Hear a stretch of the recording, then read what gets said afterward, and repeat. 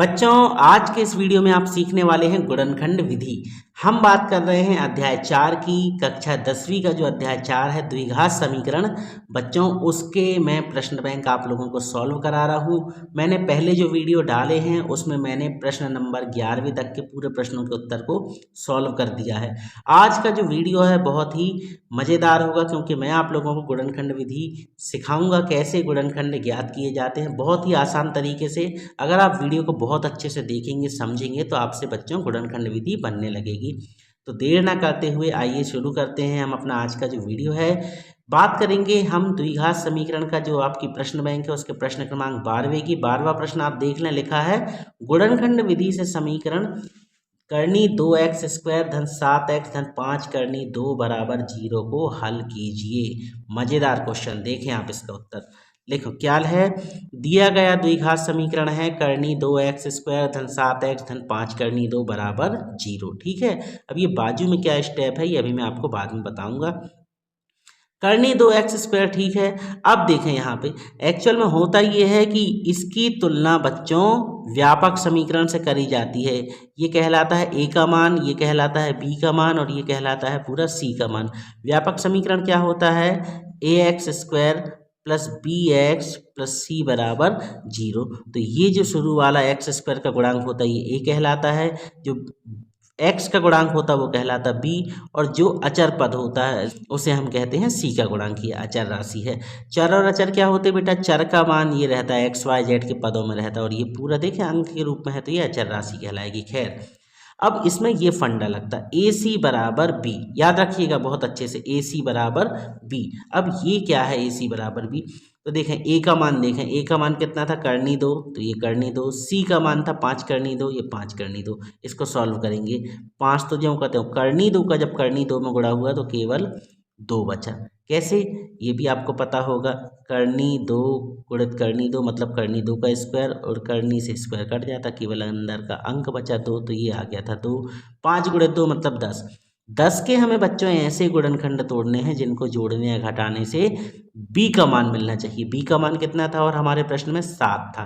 ठीक है, तो हम इसको सॉल्व करेंगे। 10 के गुणनखंड तोड़े। 1 का पहाड़ा में 10 कितनी बार में आता है, 10 बार में। 2 के पहाड़ा में 5 बार में। 5 के पहाड़ा में 2 बार में। अब देखो जहाँ पे ये संख्याएं रिपीट हो जाएं, 2 और 5 5, तो ये रिपीट हो गई अल्टी पल्टी, तो यहीं आप रुक जाओ क्योंकि उत्तर आपका यहीं कहीं मिलेगा। तो ये देखो स्पष्ट दिख रहा, 5 और 2 7 होते हैं। तो अब हम इसको 7 को इस रूप में लिखेंगे, धन के 5x और धन के 2x के रूप में। आप चाहें तो इसको इस तरीके से भी लिख सकते, क्यों लिखे वो अभी बताऊंगा मैं आपको। करनी 2x स्क्वायर ज्यों का त्यों, धन के 2x धन के 5x 5 करनी 2। अब हम इन दो को ब्रैकेट में जमा लें, ये ब्रैकेट में ले लिए, और इन दो को भी ब्रैकेट में ले लें, ये ले लिए ब्रैकेट में। ठीक है, अब बच्चों यहाँ पे देखें करनी 2 था, करनी 2 ठीक है, एक्स स्क्वायर था तो एक्स स्क्वायर ठीक है। अभी मैंने आप लोगों को एक बात बताई थी, क्या बात बताई थी कि देखें यहाँ पे ये करनी 2 का स्क्वायर, मतलब करनी 2 का स्क्वायर का मान कितना हुआ था, अभी मैंने आप लोगों को बताया था कि इसको आप 2 के रूप में लिखा जा सकता, मतलब 2 को इस रूप में भी लिख सकते। तो यहाँ पे भी ये जो 2 था हमने इसको स्क्वायर बना लिए। एक्स तो एक्स जो कहते हो, 5x 5x 5 करनी 2 5 करनी 2। अगले स्टेप में देखें, ये करनी 2 यहाँ पे भी है और यहाँ पे 2 के रूप में है, घात के रूप में, तो ये करनी 2 कॉमन निकल गई। एक्स स्क्वायर यहाँ पे भी है, यहाँ भी, तो एक एक्स कॉमन निकल गया। कॉमन क्या निकालते, जो पद दोनों में छोटा हो। यहाँ देखो सबसे छोटी करनी 2 ये है, यहाँ पे तो स्क्वायर लगा तो एक करनी 2, और यहाँ एक्स स्क्वायर, यहाँ छोटा वाला एक्स ये है तो एक्स बाहर निकल गया। बचा यहाँ पे क्या, करनी 2 निकल गया था, एक्स स्क्वायर में से एक्स चला गया था, केवल बचा एक्स। धन तो धन, करनी 2 के स्क्वायर में से करनी 2 निकल गई थी तो केवल करनी 2 बचा, और एक्स भी निकल गया था तो ये बचा। इन दोनों में देखो क्या निकल रहा कॉमन, तो ये देखो 5 दोनों में मिल रहा है तो 5 निकाल दिया हमने, बचा एक्स प्लस करनी 2। ठीक है, गुणनखंड विधि की बच्चों सबसे अच्छी खासियत ये होती है कि ये दोनों जो कोष्टक होते हैं ये एक से मिलते हैं। तो देखो ये दोनों कोष्टक एक से मिल गए। अब जब दोनों एक से मिल गए तो इसको एक बार लिख दिया जाएगा, ये लिख दिया हमने। और दूसरे स्टेप में करनी 2x धन 5 करनी 2x धन 5 ये लिख दिए बराबर 0। अब कुछ नहीं करना, एक बार इसको 0 के बराबर रख लो और एक बार इसको 0 के बराबर रख लो। तो ये रहा x धन करनी 2 बराबर 0 कर लिए। यहाँ पे क्या कर लिए, करनी 2x धन 5 ये कर लिए 0 के बराबर। अब हम इसको सॉल्व करेंगे। यहाँ से करनी 2 का ट्रांसफ़र करें तो इस साइड आकर के ऋण के करनी 2 हो गए। यहाँ से हमने सबसे पहले 5 का ट्रांसफ़र करें तो इस साइड आकर के ऋण का 5 हो गया। इसके बाद बच्चों यहाँ से हमने इस 2 का भी पक्षांतर कर दिया तो ये यहाँ पे बटे में आ गया, तो आ गया ऋण 5 बटे करनी 2। तो कुल मिला के जो उत्तर आए समीकरण के मूल क्या मिलेंगे, एक आएगा x बराबर ऋण के करनी 2 और एक बार आएगा ऋण 5 बटे करनी 2। ये हमारे इस प्रश्न का सॉल्यूशन हो गया। गुणनखंड विधि का एक सवाल और दिया हुआ है, 13वां प्रश्न। कह रहे हैं गुणनखंड विधि से 2x² ऋण x धन 1/8 बराबर 1/8 बराबर 0 को हल कीजिए। तो देखें आप, इसका भी उत्तर आपके सामने यहाँ बता रहा हूँ मैं। देखें, दिया गया समीकरण है 2x² ऋण x धन 1/8 बराबर 0। ठीक है, अब यहाँ पे क्या होता है, वर्ग समीकरण होता है बच्चों जो, वो किस रूप में मिलता है आपको पता होना चाहिए। किस रूप में, ax² plus bx plus c बराबर 0 के रूप में मिलता है। मतलब यहाँ बटे में कोई संख्या होती नहीं है, पर यहाँ पे तो बटे में 8 है, तो इस 8 को हमें गायब करना है। तो हम क्या करें, 8 का दोनों पक्षों में गुणा कर दें गुणा। तो देखो ये रहा 2x², इसके साथ 8 का गुणा, ये x रहा इसके साथ 8 का गुणा, ये 1/8 था इसके साथ 8 का गुणा, ये 0 था इसके साथ 8 का गुणा कर दें। अब 8 का जब 2 में गुणा करें तो 8 दूनी 16x², 8 का x में गुणा करें 8x, ये 8 से 8 कट गए, बचा 1, 0 का 8 में गुणा करें तो 0 ही आया, आ गया।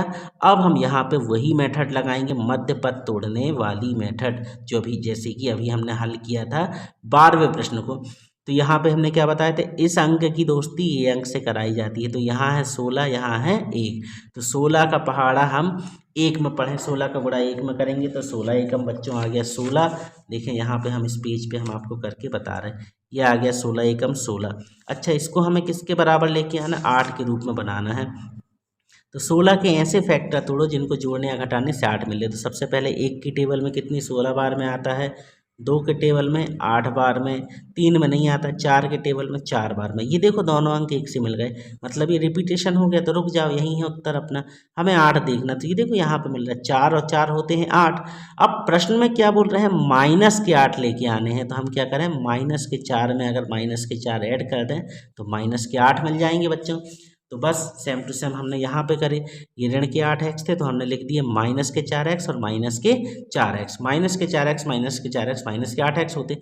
अब इनको दोनों को ब्रैकेट में लिख दिए, इन दोनों को ब्रैकेट में लिख दिए जब ब्रैकेट में।